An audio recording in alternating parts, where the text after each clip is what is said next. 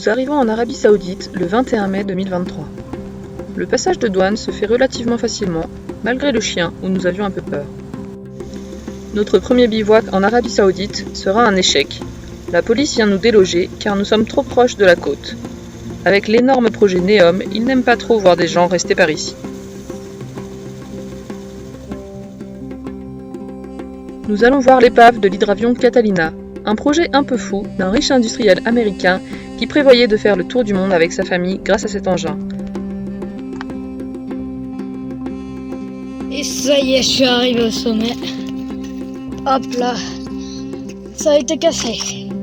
Là où il y a la tour, on va y aller tranquillou.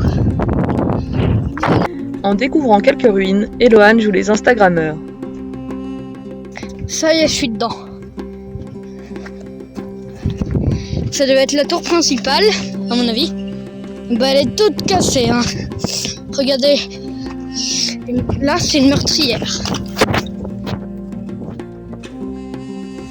Nous traversons des kilomètres de désert en continuant vers Tabouk. Sur le chemin, nous rencontrons Henriette, une motarde danoise, puis un peu plus loin, Neil, un cycliste français. Deux belles rencontres sur la route.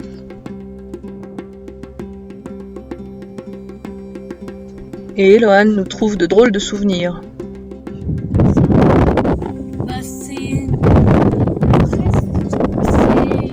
Le chameau, le dromadaire.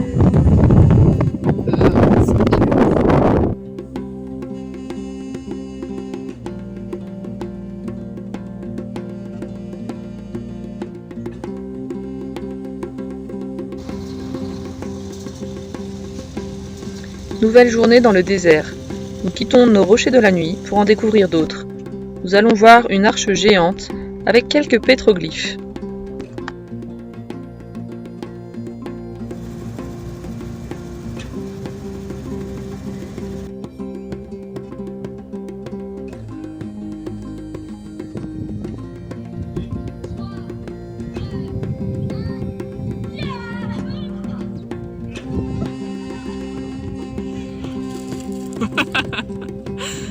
Ce sera sur la vidéo, hein.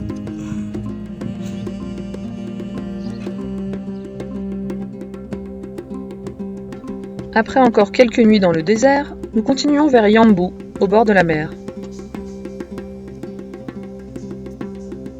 Il fait officiellement 38 degrés, mais comme dit Ben, 52 en ressenti. L'ombre est vraiment la bienvenue.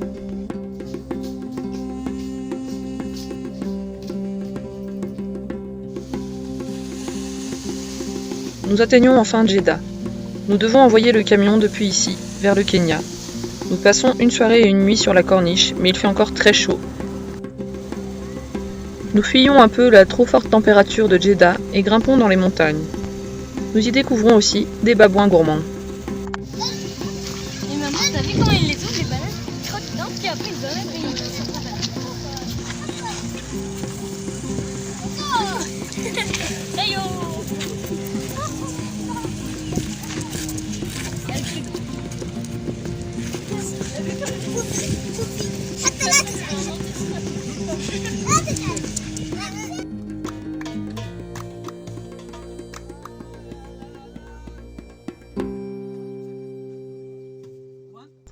Nous dormons depuis plusieurs jours dans un petit parc et nous rencontrons plusieurs familles.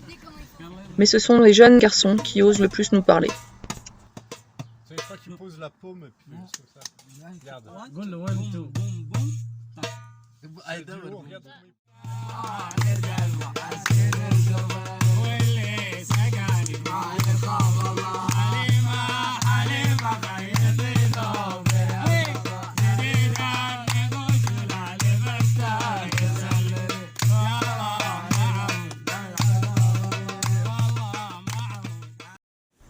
Nous voici à l'aéroport. Le camion est bien parti pour embarquer sur le cargo. Nous attendons notre vol et en attendant, les enfants s'occupent comme ils peuvent. Nous ne savons pas encore à ce moment-là que bien des péripéties nous attendent pour ce vol. Le chien ne va pas pouvoir embarquer et nous allons devoir changer tous nos plans. Mais plutôt que de vous montrer des vidéos de nous en pleurs, on préfère encore vous faire un petit bêtisier.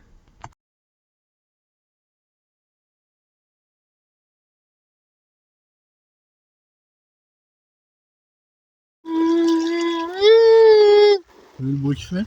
Bizarre, hein. Ah, l'amabilité de la personne, quoi. Donc, nous sommes à l'aéroport depuis déjà 4 heures et notre avion est encore dans 7 heures. Comment ça va, Lia? Comment ça se passe? C'est nul. C'est nul.